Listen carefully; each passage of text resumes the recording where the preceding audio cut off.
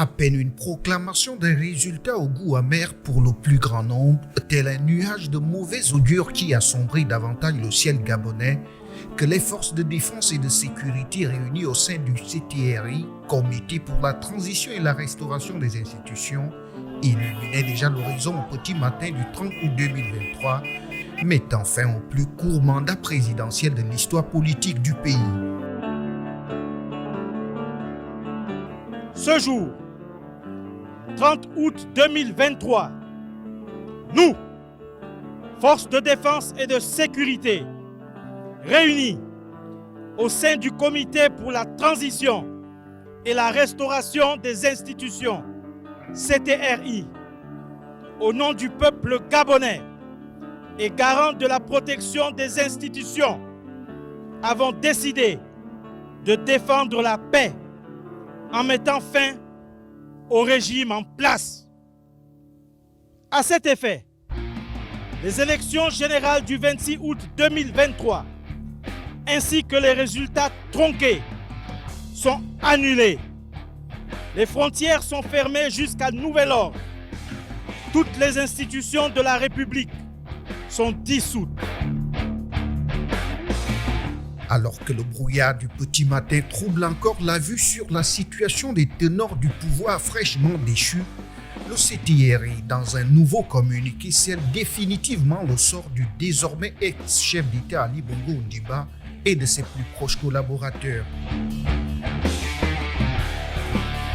Il est porté à la connaissance de la communauté nationale et internationale que M. Ali Bongo Ondimba est gardé en résidence surveillée. Il est entouré de sa famille et de ses médecins.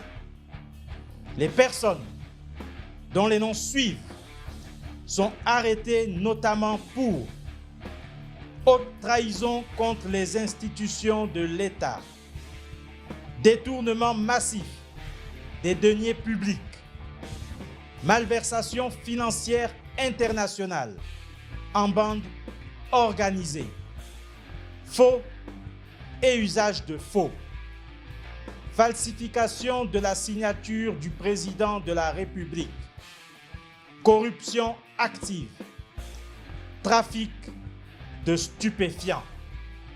Il s'agit de Noureddine Bongo Valentin, Yann Ghislain Ngoulou, Mohamed Ali Saliou, Abdul Hosseini, Jesse Ella Ekoga, Steve Nzeko Dieko, Syriac Vouranjami.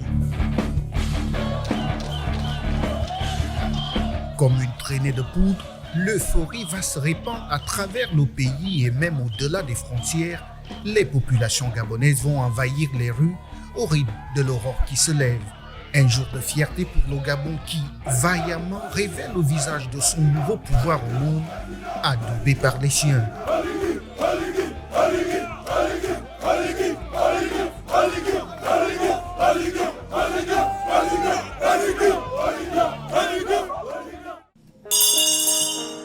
Mais pour prêter serment, le général président ne peut recevoir les attributs du pouvoir que de la Cour constitutionnelle.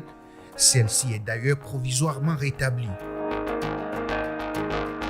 Le général de brigade Oligui Nguema Brice, président du Comité pour la transition et la restauration des institutions, décide du rétablissement temporaire de la Cour constitutionnelle, de la mise en place progressive des institutions de la transition.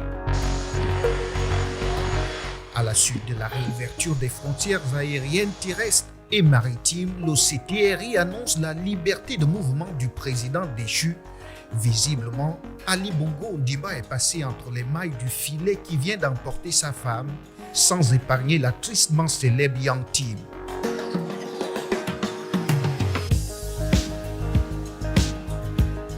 Le Comité pour la transition et la restauration des institutions, CTRI, réaffirme que compte tenu de son état de santé, l'ancien président de la République Ali Bongo Ondimba est libre de ses mouvements. La composition du CTRI dévoile les visages de la haute hiérarchie militaire gabonaise, tout corps confondu. L'heure des nominations et des grandes mesures a sonné. La gratuité des frais d'inscription, la réactivation de la task force et le réaménagement des horaires du couvre-feu, certes, mais la population reste impatiente de connaître le nouveau Premier ministre, alors que le professeur Albert Ondo-Ossa, candidat consensuel de la plateforme Alternance 2023, continue de réclamer sa victoire. L'OCTRI met fin définitivement au suspense et aux spéculations en dévoilant l'identité du Premier ministre de transition. Article 2.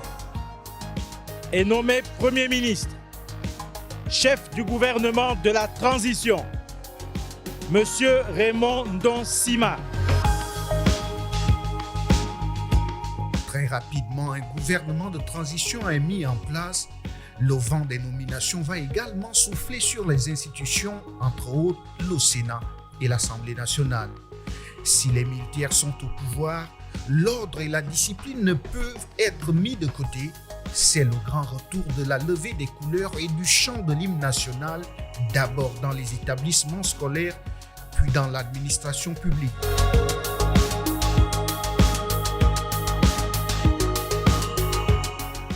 Le général de brigade, Brice Clotaire Oligui Nguema, président de la transition, président de la République, chef de l'État, a décidé ce jour du retour sur toute l'étendue du territoire national de la levée du drapeau et du chant de l'hymne national, la Concorde, par tous les élèves des établissements publics, confessionnels et privés laïcs du primaire et du secondaire.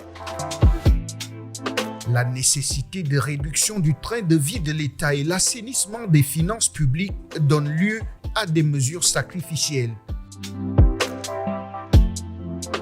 Conscient des urgences sociales et de nombreuses attentes du peuple gabonais, le président de la transition, président de la République, chef de l'État, a décidé ce jour, 18 octobre 2023, de renoncer à son traitement de président de la République en ne conservant que son traitement de commandant en chef de la garde républicaine. Le président de la transition, président de la République, chef de l'État, le général de brigade Brice Clotaire Oligui Nguema, dans le souci constant de tendre vers un assainissement des finances publiques, décide de la réduction de l'indemnité des parlementaires, la suppression des fonds politiques, la suppression de la prime de transport du 17 août, la réduction de moitié de l'indemnité de cession. Dans le cadre de sa quête permanente de réduction du train de vie de l'État, le Comité pour la transition et la restauration des institutions a décidé ce jour, 23 octobre 2023, de la dissolution du Haut Commissariat général de la République. De même, la médiature de la République est désormais réduite au médiateur de la République et à son adjoint. Des efforts sont consentis, mais pas seulement. À côté de la revalorisation des indemnités mensuelles des auxiliaires de commandement et la mise en solde de milliers de postes budgétaires, les petites et moyennes entreprises locales peuvent, elles aussi, désormais se frotter les mains. Désormais, les marchés de travaux publics inférieurs à 150 millions de francs CFA seront réservés aux petites et moyennes entreprises gabonaises.